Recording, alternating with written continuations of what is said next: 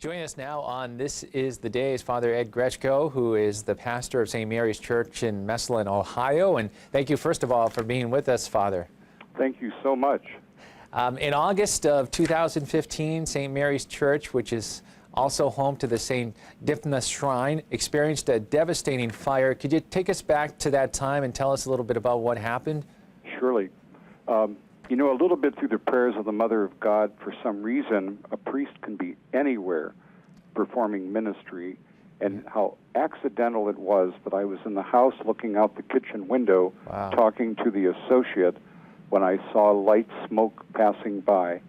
So light that I really went out to see who was smoking a cigarette. As I walked toward the garage and looked back, my heart stopped when I saw flames and smoke billowing out the baptistry windows. Smoke was coming out the clerestory windows from the roof of the church, all 5 windows. My heart stopped and I said, this cannot be, but it could be the end of St. Mary's Parish. This parish that is really enjoying the beauty of a 19th century Franco-German basilica-type building.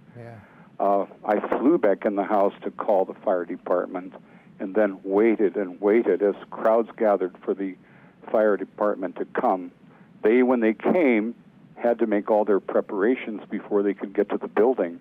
And there's the flames burning and coming through the window, and I think, well, the whole church is going to be gone before they start putting out the fire. But I knew that for safety, they had to calculate what is in there: chemicals, gas, heat, and smoke. So we had to be so patient, holding on. People were weeping, crowds were gathering.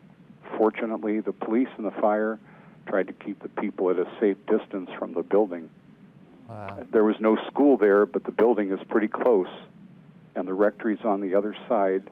The fire departments were very concerned that with the 2 towers, if anything happened, they could have caused a lot of damage to people if they were too close to the church. So with that in mind, I thought this could be just the end of St. Mary's, and it was frightening and very sad to see this occurring. And now you were able to save the building itself, but there was extensive damage inside. Could you tell us about the reaction after the fire? I know a lot of people came together, and I know you actually celebrated church at a local Lutheran parish. Could you tell us about that? All right. Thank you for the question. While the fire was raging, smoke was coming out of our building. The pastor from across the street, in tears, offered St. Paul's Evangelical Lutheran Church. He spoke of his own hurt when one of his churches had caught fire.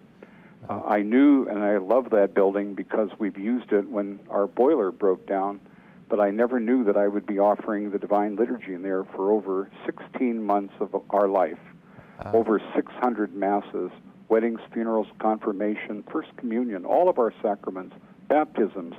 At the Lutheran Church across from our parish, he had to go get permission from his parish council, and they said it isn't a question of yes or no, but it's what could we do to help you? That's great. And as an example, when Lent came, they said to me, we know that you have some kind of devotion with crosses, and they said we would be happy to put nails where you would need them for your stations. They were willing to make adjustments even with putting nails on their walls. They allowed us to hang the icon of Mary for all of our devotions. Our tabernacle was placed on their side altar where we reserved the Eucharist, and the custodian was there every day with our cleaning people. Their people helped us, and it was such a gesture that throughout the Lutheran Synod and the Catholic Church, ecumenically, the news went across the country of this adventure. And one of our priests in our local Catholic paper said, how is it that a Catholic and a Lutheran parish can work together? We can't get 2 Catholic parishes to come together with our journey and lack of clergy. And so, it was a marvelous, and to this day it remains a feat of ecumenical love. That's great. And I know recently Bishop Murray was able to celebrate the rededication. Tell us about the feeling of being back in the church. With the rededication and all of the refreshing of the pews, the cleaning of the floors, penetrating polish, the cleaning of the glass, the French glass made in Chartres, France in the 60s, with the addition of the arches being restored, with the bishop offering the most warm words to the congregation, thanking the workers, thanking St. Paul's, and even, obviously, but I was amazed how many times he mentioned my name as somebody who was part of this entire project. It was great to have him come to Massillon, and I welcomed him saying, Bishop Murray, you don't come as a guest, you're here as our pastor. And it meant everything to the congregation and me to have his joy and his faith-filled response to our loss and to the gain of being home again in the church. Well, that's wonderful. It's a wonderful story, and thank you so much, Father, for sharing this with us.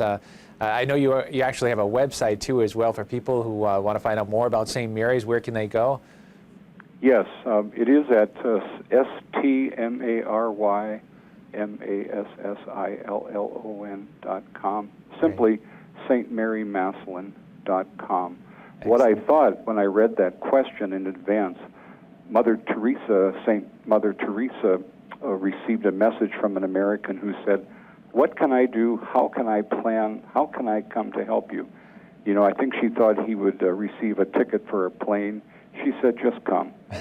And truly, it's sort of in the middle of the country, but part of the National Shrine, people come throughout the week from across the country. That's great, yes. To pay tribute to St. Dymphna and to ask for her prayers. Yes. So it's a marvelous thing to see a place of beauty.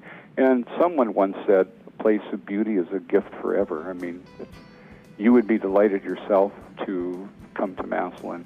Great. Well, thank you so much, Father, for being with us on This Is the Day. Take care. Thank you very much for calling. Bye-bye. Now we're going to return now to the rest of This Is the Day.